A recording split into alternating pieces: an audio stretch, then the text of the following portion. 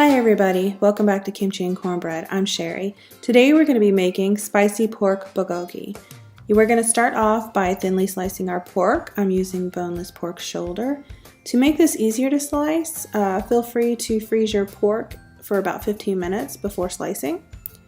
To that, we're going to slice up 3 scallions or green onions. I just did a rough slice, nothing too fancy here.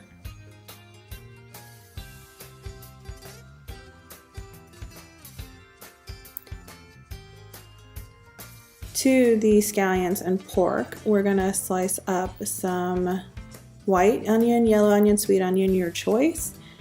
I just cut off a little bit of the side, and once I peel it, I'm going to slice it thinly into crescent shapes.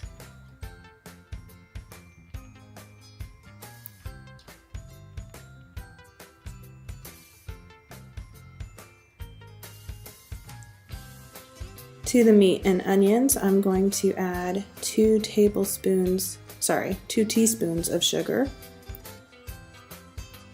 To that, 2 tablespoons of gochujang or red pepper paste and some soy sauce. Then you're going to mix it until well combined.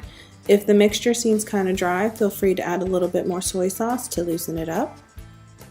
And once you've got it all mixed up, you are going to cover it up with some cling film and place it in the refrigerator for at least 4 hours, and overnight is better. Once you're ready to cook, place a wok or skillet over medium-high heat, and once the skillet has heated up, toss your pork bulgogi in and cook until thoroughly cooked through.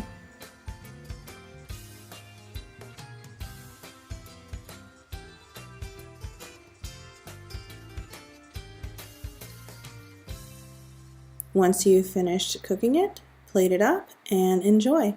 I hope you enjoyed this recipe. Don't forget to comment, share, like, and subscribe, and I'll see you next time on Kimchi and Cornbread.